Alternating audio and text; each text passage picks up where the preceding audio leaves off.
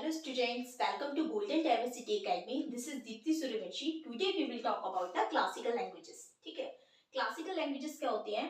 Firstly classical languages अलग होती हैं और ऑफिशियल लैंग्वेजेस अलग होती हैं. अगर ऑफिशियल लैंग्वेजेस, क्लासिकल लैंग्वेजेस अभी हमारी 11 हैं, ठीक है.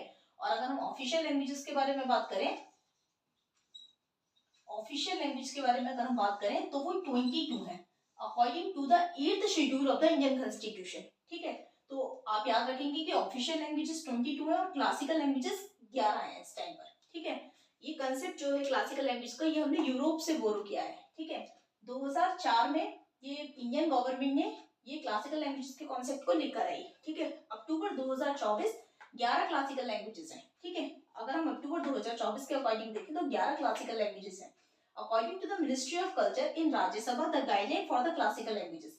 मिनिस्ट्री ऑफ कल्चर ने कुछ गाइडलाइन इशू की है क्लासिकल लैंग्वेजेस होने के लिए. क्या क्या फुलफिल गाइडलाइंस करनी चाहिए, क्या क्या गाइडलाइन फुलफिल करनी चाहिए क्लासिकल लैंग्वेजेस होने के लिए. एंटीक्विटी फर्स्ट है. एंटीक्विटी, एंटीक्विटी मींस प्राचीन काल से 1500 से लेके 2000 साल तक उसका हिस्ट्री में कोई टेक्स्ट रिकॉर्ड होना चाहिए.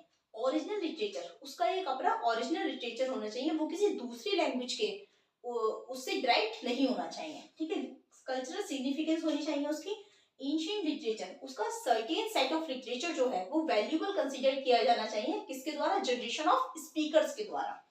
Distant from the modern language, वो मॉडर्न लैंग्वेज से थोड़ा, उसका लिटरेचर और जो उसकी लैंग्वेज है वो मॉडर्न लैंग्वेज से थोड़ा भिन्न होना चाहिए. नॉलेजेबल टेक्स्ट होना चाहिए उसका. डिसकंटिन्यूटी, डिसकंटिन्यूटी मींस उसका जो उसका अभी लिटरेचर एग्जिस्ट करता है वो प्राचीन काल से थोड़ा भिन्न होना चाहिए. ठीक है, अभी हम देखें तो 11 क्लासिकल लैंग्वेजेस हैं. इसको हम TSTKMO MPPAB ऐसे भी याद कर सकते हैं. त्रिक की तरह आपको याद करना है तो तमिल 2004 में डिक्लेयर हुई, संस्कृत 2005 में, तेलुगु 2008 में, कन्नड़ 2008 में, मलयालम 2013 में, ओडिया 2014 में, मराठी, पाली, प्राकृत, असामीज, बंगाली ये सब 2024 में.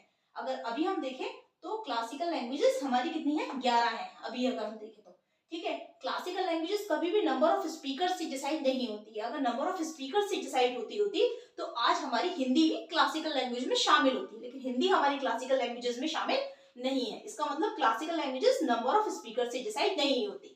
क्लासिकल लैंग्वेजेस के लिए सर्टेन क्राइटेरिया फुलफिल होना चाहिए, then we will decide it's to be a classical languages.